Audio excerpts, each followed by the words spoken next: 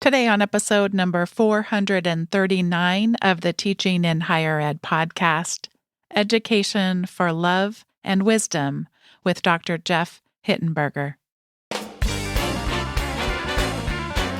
Welcome to this episode of Teaching in Higher Ed.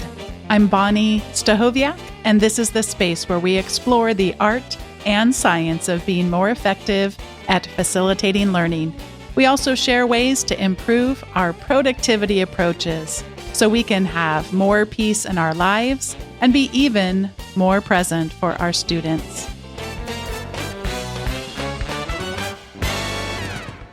My guest today is a friend and colleague. His name is Jeff Hittenberger, and he teaches in the graduate education program at Vanguard University in his role as professor of education.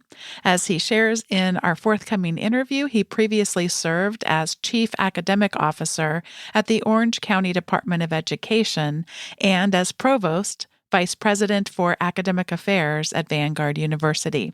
He's taught and led in K-12 and higher education for more than 30 years and has participated in international education projects in Cameroon, Mali, Morocco, Haiti, Togo, and South Africa. Jeff, welcome back to Teaching in Higher Ed. Great to be with you, Bonnie, always. Last time you were here, it was episode 400, and you helped me celebrate that big milestone. And now we're at 439, so it's been a little bit of a minute. And today we're going to be talking about a topic that I know is near and dear to you, and it's education for love and wisdom. And I'm interested in hearing you talk a little bit about why is this something that's been reverberating in and through you in recent years? Thanks so much for inviting me, Bonnie, and thanks for asking that question. Over the past 8 years, I served as chief academic officer at a county office of education in California. And during that time, I was very involved in board meetings, among many other responsibilities. But what I observed over the past 8 years was sort of an increasing level of tension within school board meetings. Your listeners will probably have seen some examples of this on news reports during the pandemic of disruption and upheaval of people who came feeling tremendous anxiety and fear about COVID or about the strategies the districts were using to try and mitigate the effects of COVID. And I would sometimes be in a board meeting for 7 or 8 hours with literally hundreds of community members doing public comments. And sometimes those comments were given in a thoughtful and measured way, but oftentimes those public comments were full of fear and anger, and sometimes to the extent that the meetings themselves were disrupted. And we weren't even able to continue to have a public conversation about the issues on the table.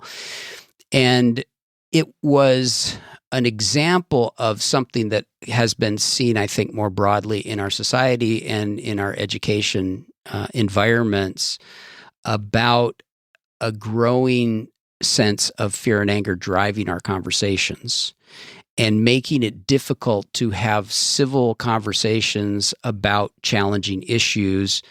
That, in turn, makes it difficult to find ways forward to respond to challenges and to come up with solutions that take into account the variety of perspectives within our communities and then allow us to offer supports and services to students that will better meet their needs and keep them moving forward in their education. So as I sat in those meetings, and mind you, I value tremendously the democracy at work in education that allows for that kind of public comment, that environment where people have a stake in the education system. There are, of course, many countries in the world where nobody in power cares what you think. So I'm not suggesting it would be better if we didn't have people participating democratically in our education systems. What I'm pointing to, though, is what happens when the basic civil competencies of engaging in civic life and educational conversation in thoughtful and open ways breaks down. Then what you end up with essentially is a yelling match. And yelling matches rarely produce workable solutions to challenges. And so often sitting there in the meetings, I would think, I know this is coming from a sincere place. I know this is an issue that matters deeply to you, but I wish we were better as a society, as a civic community, in learning the competencies of openness to each other, essentially of the golden rule, do unto others as you would have them do unto you, so that we would honor each other in our conversations, even with intense disagreements, in such a way that we could see ourselves as part of a common community with different perspectives, seeking answers that ultimately will benefit everybody, especially our students. You led us through for a semester at our university. I don't think I mentioned that we work at the same place. And so you led us through a how to engage in civic life with love and wisdom faculty learning community. And it was really fun for me, very rewarding, edifying to hear colleagues talk in such a candid way. It felt like a very safe, I realize it's a cliche, but a very safe place for people to share about things. And one thing that I think somewhat surprised me, but probably shouldn't have, was the extent to which so many people went back to their families. And I grew up in a family that still to this day, but all the time growing up, where one member of the household felt very strongly on one side of the political spectrum. I mean, a lot, and the other in a complete polar opposite way. And so how these two individuals have learned to still be married all these decades later, have already celebrated, I think, 50th anniversary, if I'm doing the math here, right? Yep. That was in recent years. And so how do you stay married to a person who really, I mean, we're talking about complete and utter polar opposites. You don't talk about it.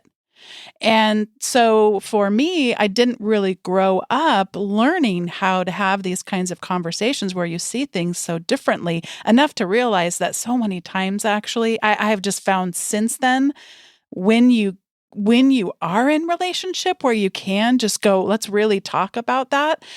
Dave, who I'm married to now, of course, Jeff, you know Dave well. When we disagree about things politically, and by the way, it's easier when you're on the same page most of the time. But whenever we get ready to vote, we'll sometimes one of us might have more time to take a look at some of the things that are being put before us or some of the candidates, and so we'll share. And then sometimes we see things differently. Well, when you see things the same so much of the time, it's easy to go, well, that's kind of interesting. Tell me more about, why you see it that way. And generally speaking, on those kinds of an issue, they're not hugely heated, controversial things. It's just an issue we don't know that much about. So that would open up space for us to view them so differently. But I mean, I did not grow up with how to have conversations with someone who totally believes so differently. So today's conversation we're going to be exploring together is, and we're going to be looking at course at an educational context. But I think out of our faculty learning community, we really saw it does go down to the roots, the origins of oftentimes what we saw modeled for us, healthy and unhealthy ways of having or not having these kinds of conversations. So let's begin. Jeff, would you share about, in an educational context, what does it look like to have education taking place without love? Well, unfortunately, part of traditional education systems has been based on sort of a sorting idea of education, that is, education for weeding out students and see who is, in pre-K-12 we talk about, or historically they've talked about, college material versus not college material. And there's so many horror stories about kids being told by their school counselor or some other adult at their school, no, you're not college material. And this idea that the bell curve and so on would allow us to sort students into groups, and the group that is not college material obviously is destined for a less bright future. And your listeners may have had experiences of teachers or other adults in their experience dismissing them, not valuing them because they did not live up to a certain kind of academic standard or some other kind of standard that was being held over their heads. The change that's happened in education in recent years, I believe, is there's a much stronger commitment to the student and to that student with their range of attributes and qualities and assets that might be different from other students and may not include the same kind of academic preparation, background, or specific skills in logical, mathematical, or particular kinds of valued competencies, and focusing rather on what this student loves, what their passions are, what they care about, what they're good at, what assets they bring, and how they can prepare themselves and we can support them in their preparation for a flourishing life. And so education without love is really an education that doesn't focus on the learner, but really focuses on some external standard to which the learner is held. And if they can't meet the standard, well, then sorry. We can't change the system for you. Either you suck it up and hit the standard, or you're going to have to go find another way with your life. And what that causes students to feel is a lack of value. And so many students, I've had students say to me, for example, in high school students who take a standardized test and get a relatively low score because they're an English learner, I can't go to college. I'm not smart enough. Because even the way the testing system has been set up, it's communicating back to the student something about their own value and potential that has to be challenged. And part of our role as educators is to assure that our students feel the value that we have for them. And as one of my colleagues likes to say, that we say to our students, what matters to you matters. And I'm going to take it seriously and do everything in my power to help you achieve it. We both promise that the latter half of this episode is going to get a lot more cheerful. But before it does, let's look at what does it look like to have education without wisdom? Yeah, it's such a good question, Bonnie. I think where we have to exercise our wisdom in education is really focusing our best efforts and our best thinking along with our students on the strategies and on the feedback and on the coaching that will help them to thrive and grow and accomplish the things necessary for them to thrive and flourish in life.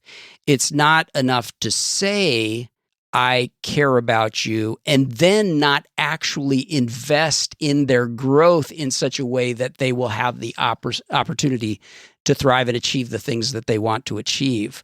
So we have to exercise our wisdom in partnership with our love and care for our students so as to provide them with the kind of support and opportunity and help them discover those things that will allow them to flourish and reach their goals. I know for me, one of the things that it's looked like when I have participated in education without wisdom is to go back to the roots I shared about earlier, where it's either trying to speed up when something happens in a classroom that I think could really get out of control. And so therefore that for me, that could translate into really going a lot faster than I think is possible.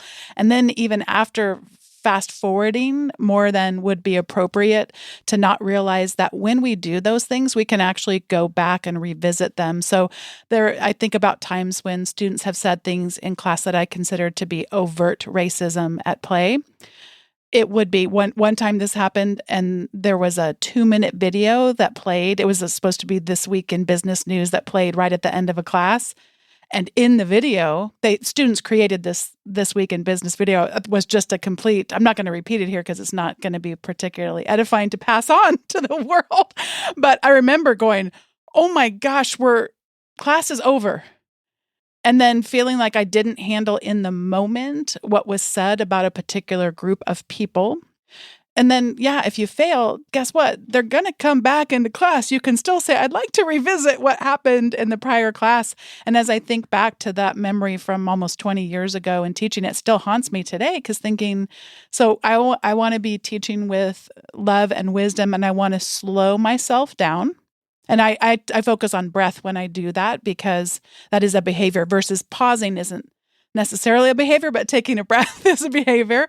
So let's slow ourselves down. And then the other thing that I'll try to do is to remember that you can trust people more than you think you can. So that trust looks like you can trust the person who maybe just said that thing that I may consider to be outrageous, that I like to err on the side of assuming that they're confused. I really don't think I've ever met a student who I would consider to be an evil person. Like do I think that they're confused? Do I think that they have a lot of biases? Yes, I mean those things, but I don't give up on any of them in my mind, if that makes sense. So I'd like to trust that this is a good person at their fundamental roots who is confused. That's a helpful paradigm for me. But the other thing I'd like to be able to still to this day, I'd like to be able to do better is trust the other people in the room. So to be able to slow down, take that breath, and then ask a question, perhaps back to the person who just said that thing, but also perhaps back to the rest of the room and say, well, what does some of the rest of you think about this? Do you share this view? Or, by the way, I'd like to just ask one question and stop talking. See how I'm not doing it well even in this interview? So I really, both of these things to me, I think back at my own decades of teaching and I think, sometimes I did teach without love. And then sometimes I did teach without wisdom, but this is maybe when we get to the point where we could talk about the promise that, there is hope on the other end of this once we recognize we're challenged by some of these things. Yeah, and I think what you're describing in a way is the wisdom of a coach. It's the wisdom of coaching. It is a coach doesn't simply say, I care about you and I value you. A coach is a person who helps that athlete or that performer achieve the things that they really want to achieve. And to do that, you have to be able to give clear and meaningful input and engage in the kind of conversations that allow self-reflection on the part of that athlete or that performer so that they can get better. And we as teachers or faculty members have toolboxes.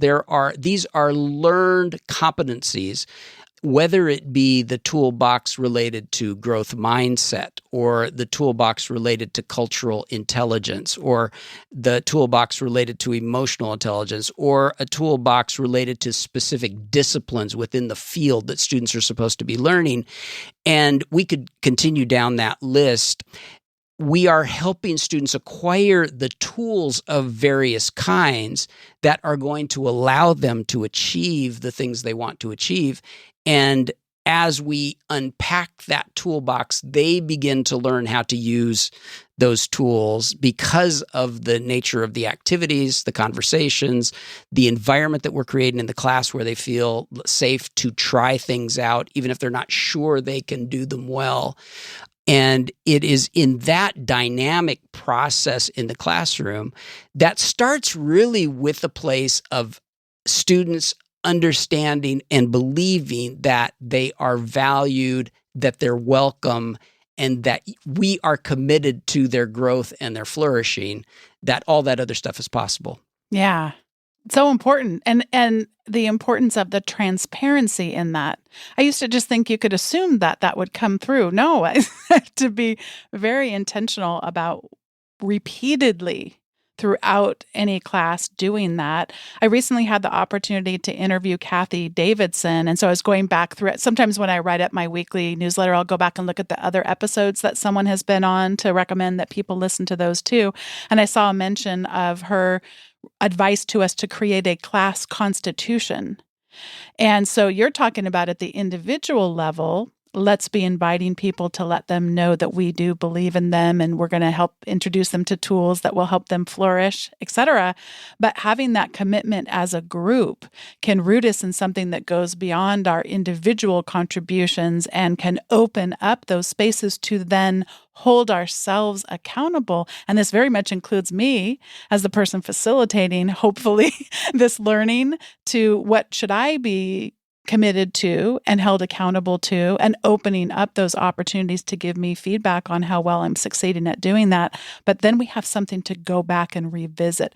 This is what you have said is important to you as a learner. This is what we have said is important to us as a learning community. I love that. And this notion of a learning community, communities of care, especially given the mental health crisis that we face as a society, how many of our students have experienced trauma, are experiencing trauma, high levels of anxiety, especially amplified by COVID in recent years.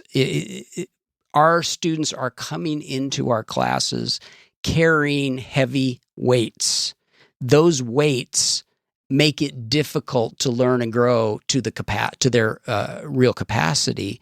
And so to create that learning community, that community of care that understands we are all coming with challenges.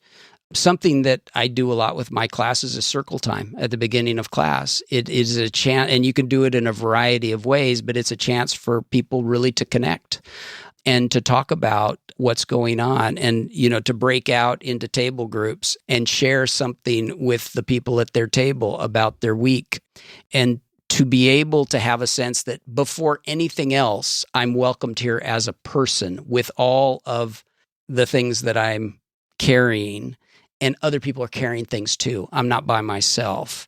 That circle time has become a very common practice in pre-K-12 education as well, because, our younger students, of course, are carrying tremendous amounts of stress and anxiety and trauma as well.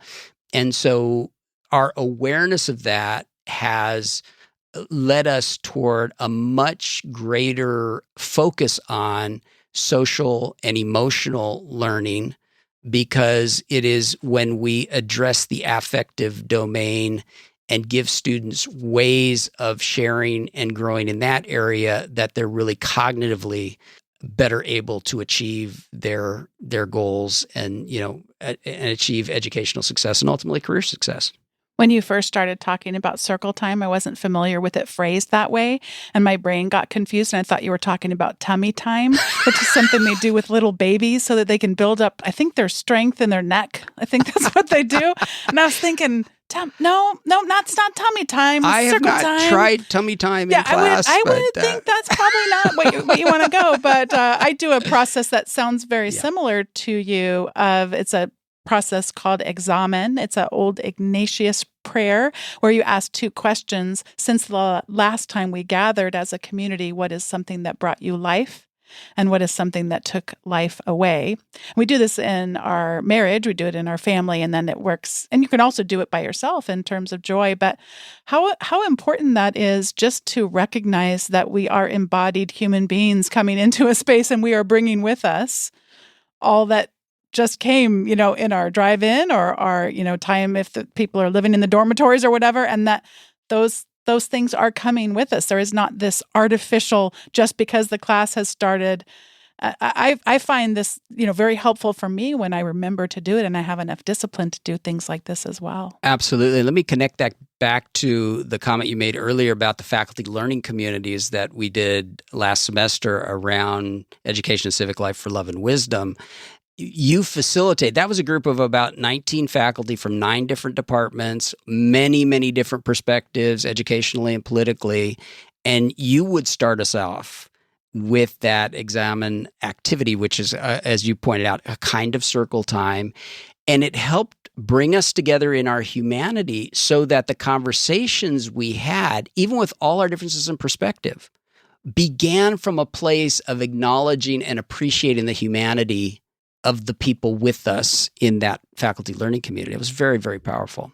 Yeah, I find that when we allow ourselves to be in relationship in those more vulnerable ways, I mean, I think about for students who I have had some students who have very differing political views for me where I think, how on earth? But in those cases, it's actually very easy for me to think, because so many of them have shared their stories of the ways in which their families have influenced them and the ways in which the types of media that they're exposed to have influenced them, that it's easy to think, of course, this is very prideful what I'm about to say, but this person's really confused. And I just had a conversation like that after class. So this was not during class. I would not do something like this that wasn't germane to the class topic. But this is a student I've come to know. And I go, I'm confused because this is what you say about you. And it doesn't match with this viewpoint you just shared with me. And when we can do that, where we've entered into spaces where we're opening up the things that we have in common. And for the last part of this portion of the episode, I'd love to hear you share a little bit about the theory and the practice. We've been looking a lot about some of the theories around what it looks like to have education with love and wisdom. How do we match the theory with practice? What are some other ideas you may have for us before we go to the recommendation segment?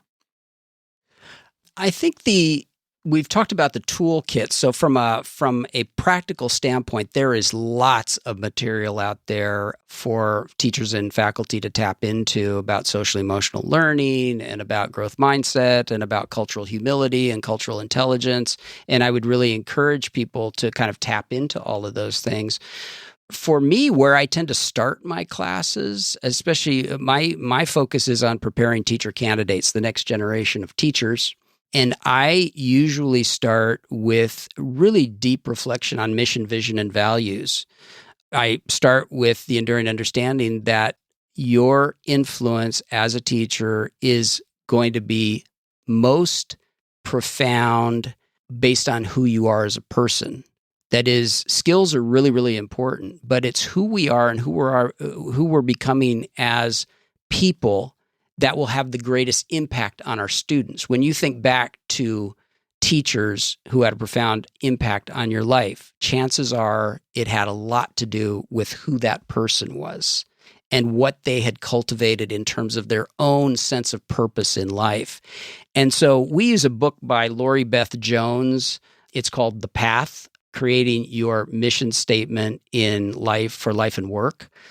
And there are a series of exercises in that book that it's not a new book, but we've used it for a long time. And I use it in my family. My wife and I use it to articulate our sense of mission, to articulate our core values, and to describe our vision of the future as we want it and intend for it to be. I have my students go through those exercises as a part of laying the groundwork for pursuing a career in teaching, because it's going to be ultimately about who they are. So I think actually those are the foundational pieces. And then all the skill pieces that come out of those other domains that we've talked about layer on top of that. And then, of course, what then can really take off is the disciplinary skills of teaching, because there are a lot of things you're going to need to learn how to do to be an effective teacher, or whatever your discipline is, whether it's business or whether it's kinesiology or music or what have you. There are all kinds of disciplinary skills that are going to make successful, but those set within and are built upon all those personal and interpersonal qualities that you are growing in to flourish as a person so as to be able to be effective at doing this particular kind of work and this particular kind of calling. This is the time in the show where we each get to share our recommendations. And I wanted to share a broad recommendation and then a specific quote related to it. First off, I want to recommend that we show up. And this has kind of been a theme of a lot of what we've talked about, whether it's the mission, vision, values, exercises, and being really rooted in who we are and how we want to show up. And I think a lot of times in every context I think of, just how vital being vulnerable enough to show up in the fullness of who we are and how important that is. And one quote that has just stayed with me since, I think, my mom probably introduced me to this book when I was even under 20. I should look and see when I first, if I could make an estimate to when I first read it. But this is a quote from Anne Lamott that relates to showing up. Anne Lamott writes, "I have these secret pangs of shame about being single, like I wasn't good enough to get a husband." Rita reminded me of something I'd told her once about the 5 rules of the world, as arrived at by this Catholic priest named Tom Weston. The first rule, he says, is that you must not have anything wrong with you or anything different. The second one is that if you do have something wrong with you, you must get over it as soon as possible. The third rule is that if you can't get over it, you must pretend that you have. The fourth rule is that if you can't even pretend that you have, you shouldn't show up. You should just stay home because it's hard for everyone else to have you around. And the fifth rule is that if you're going to insist on showing up, you should at least have the decency to feel ashamed. So Rita and I decided that the most subversive, revolutionary thing I could do was to show up for my life and not be ashamed. That was Anne Lamott in Operating Instructions, a journal of my son's first year. And Jeff, I'd like to hand it over to you for whatever you would like to recommend. Well, first of all, I love Anne Lamott, so thank you for sharing that. I would like to encourage your listeners to go back to Dr. Martin Luther King Jr.'s beloved community idea. And let me read a quote from Dr. King. "Our goal is to create a beloved community, and this will require a qualitative change in our souls. Love is creative and redemptive. Love builds up and unites. Hate tears down and destroys.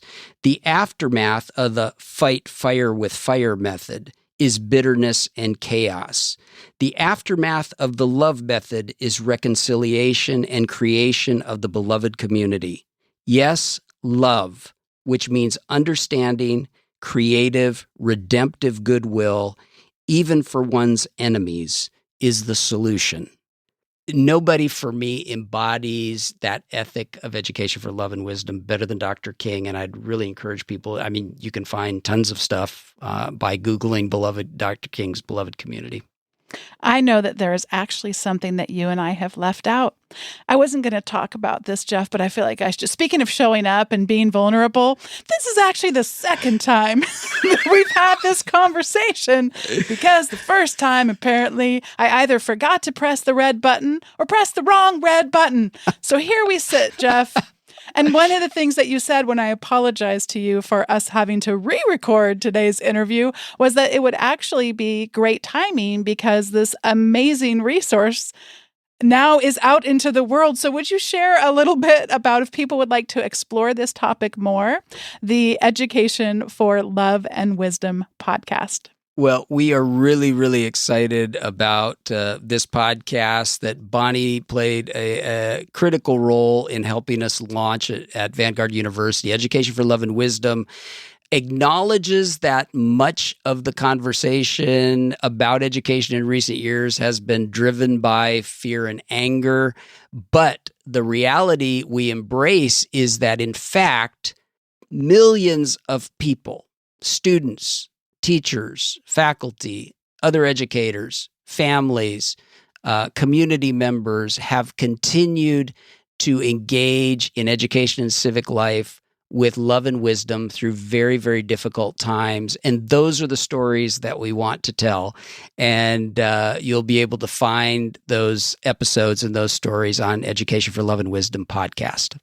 I know that there's a couple of stories that you explored that were also explored on a different podcast, but stories about the law, stories about communities and different times in history that I feel like are just brought anew. You had a chance to interview people that actually lived through those times and transformational change, both here locally for us in Orange County, California, but really that transformed the nation. And I think you could even say echoes across the world today. Absolutely. There's a lot of really rich stuff there. Yeah. Well, Jeff, thank you for coming back for, part 2, but no one will hear part 1 of this conversation. It's always fun to talk. And I look forward to the next time you come back. And that time I'll press the right rep button the first time. So thank you so much, Jeff. Thanks so much, Bonnie. Today's episode was produced by me, Bonnie Stachowiak. It was edited by the ever-talented Andrew Kroger, and production support was provided by the amazing Sierra Smith. Thanks to each one of you for listening. And if you've yet to sign up for the email list from Teaching in Higher Ed, you'll get an update once a week from us with the most recent episodes, show notes, and also some resources that don't show up within the podcast pages and recordings. So head on over to teachinginhighered.com/subscribe to get signed up. And thanks so much for being a part of the Teaching in Higher Ed community. I'll see you next time on Teaching in Higher Ed.